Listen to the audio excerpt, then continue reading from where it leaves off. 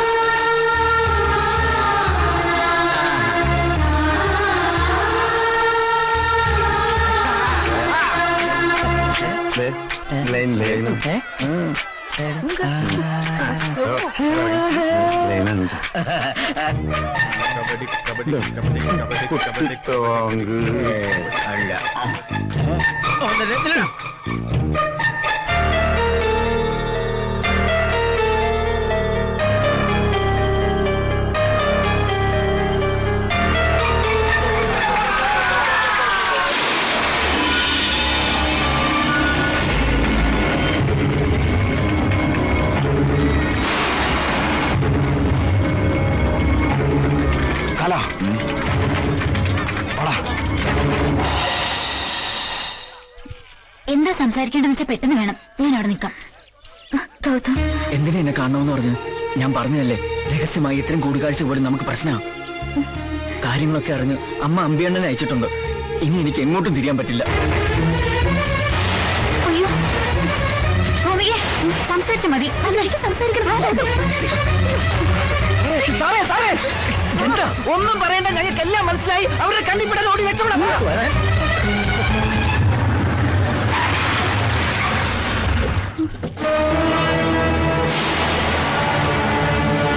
വെട്ടി നുറുക്കിയിട്ടും ഞാൻ ജീവനോടെ തിരിച്ചുവരുമെന്ന് പ്രതീക്ഷിച്ചില്ല അല്ലേ? എന്ത് കൊട്ടിഘോഷിച്ചാലും ഞാൻ ജീവിച്ചിരിപ്പുണ്ടെങ്കിൽ കോറോത്ത് മുറ്റത്ത് നിനക്കൊരു കല്യാണപ്പന്തൽ ഉയരില്ല. അതെന്റെ വാശിയാ.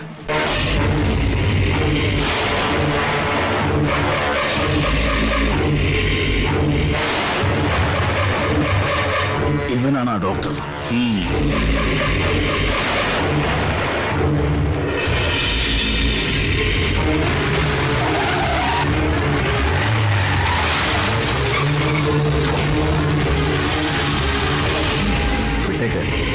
ഇപ്പൊ വേണ്ട, വാടാ.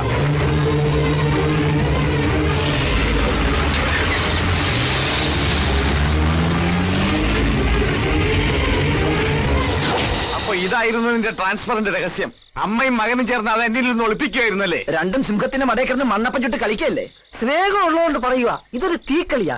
സാർ എത്രയും പെട്ടെന്ന് ഈ നാട് വിട്ട് പോകുന്നതാ നല്ലത്. ഞാൻ കൈവടിഞ്ഞാൽ ആ നിമിഷം അവൾ സ്വയം ജീവനൊടുക്കും. പക്ഷെ ആരോടാ നിങ്ങൾ ഈ കളിക്കുന്നതെന്നറിയോ? ജീവനോടെ ഉണ്ടെങ്കിൽ ഒരുമിച്ച്, മരണമാണെങ്കിൽ അതും. അത്രയും ഞങ്ങൾക്കറിയൂ.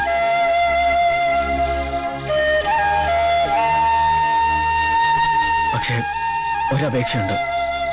സഹായം ചെയ്തില്ലെങ്കിലും നിങ്ങളായിട്ട് തടസ്സം നിൽക്കരുത്.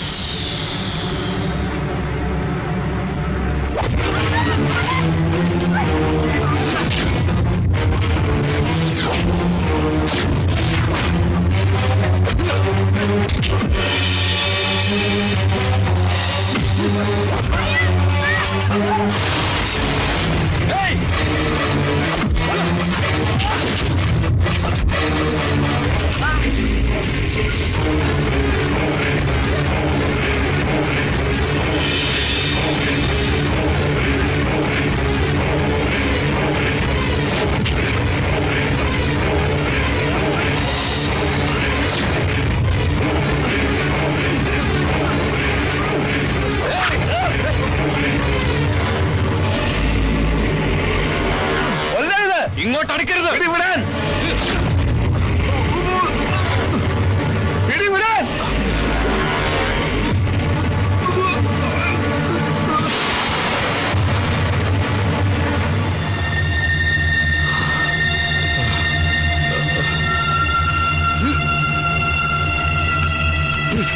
നീ ഇങ്ങെത്തിയല്ലേ?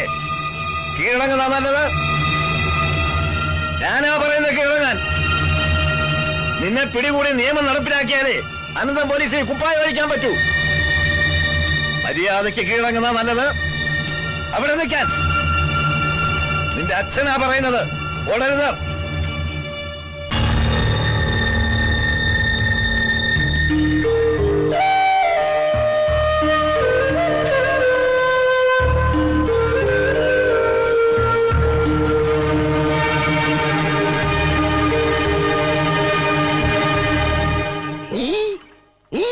എടോ പ്രഭുദേവേ, നീ ചെയ്യുന്നത് ചാവാനാണോ ജീവിക്കാനാണോ? താനൊക്കെ എന്നെ പോലെ സ്ലിം ബ്യൂട്ടി ആകാൻ നോക്ക്. ഇതെങ്ങനെ സംഘടിപ്പിച്ചു? എന്തോന്ന്? അമ്പലം ചെറുതാണെങ്കിലും പ്രതിഷ്ഠ അപാരം. വൃത്തികെട്ടവൻ. കുറുക്കന്റെ കണ്ണ് അല്ലെങ്കിൽ എപ്പോഴും കോഴിക്കൂട്ടില്ല. അങ്ങനെ ഇപ്പൊ താനും സൂഹിക്കണ്ട. അത് കൊള്ളാം. ചേട്ടാ, എന്താ കാണാൻ വന്നതാ. അപ്പൊ നീയും കണ്ടോ? കണ്ടു. ഇരിക്കുന്നു. ഒരു കാര്യം ഞാൻ പറഞ്ഞേക്കാം. വെടിമരുന്ന് കുത്തി നിറച്ച 4 അമിട്ടു കുറ്റികളാണ് ഇവിടെ ഉള്ളത്. തീ വേണമെന്നില്ല, വെള്ളം ഒഴിച്ചാലും മതി പൊട്ടിത്തെറിക്കാൻ. പിന്നെ DNA ടെസ്റ്റ് എന്ന് പറഞ്ഞ് ഇവിടെ കൊടി പിടിക്കാൻ വരരുത്, പറഞ്ഞേക്കാം. നിക്ക് ചേട്ടാ, ഞാനൊന്ന് പറയട്ടെ. ഞാൻ പറയുന്ന കേൾക്കാവോ? കേൾക്കാം. കേൾക്കാവോന്ന്? കേൾക്കാം. എന്നോട് ഇഷ്ടമുണ്ടെങ്കിൽ കാവിലെ തെയ്യത്തിനെന്ന് രാത്രി വീട്ടിൽ വരണം. അത്താഴം ഒരുക്കി ഞാൻ കാത്തിരിക്കും. വരുമ്പോഴേ വളയും ചാന്തും ഒക്കെ കൊണ്ടുവരണം. മറക്കരുത് കേട്ടോ. വരാം. തെയ്യത്തിനന്ന് രാത്രി മറക്കാതെ വരാം. വളയും ചാന്തി ഞാൻ മറക്കാതെ കൊണ്ടുവരാം.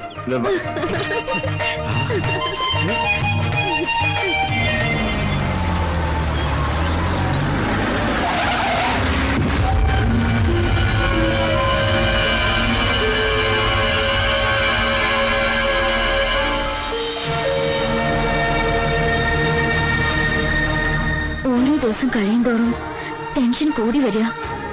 അന്നത്തെ സംഭവത്തിന് ശേഷം ആയിഷയുടെ വീട്ടിൽ പോകുന്നത് പോലും വിലക്കിയിരിക്കുക. ഇപ്പൊ ഹരീന്ദ്രന്റെ മട്ടുംഭാവൊക്കെ മാറി. നേരിൽ കാണുന്നത് തന്നെ എനിക്ക് പേടിയാ. ഒരാഴ്ചയുള്ള രക്തസാക്ഷി ദിനത്തിന്. അതിനു മുൻപ് എന്നെ രക്ഷിക്കോ? കൊണ്ടുപോകും. ഞാൻ ജീവനോടുണ്ടെങ്കിൽ. അവിടെ എന്തോ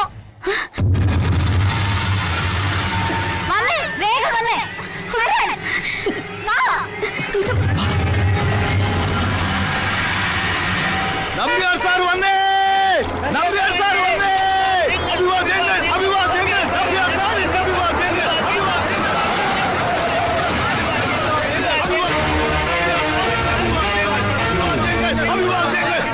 സാറൊരു മുന്നറിയിപ്പില്ലാതെ എന്തായാലും എന്റെ വരവൊരു സർപ്രൈസ് ആയില്ലേ?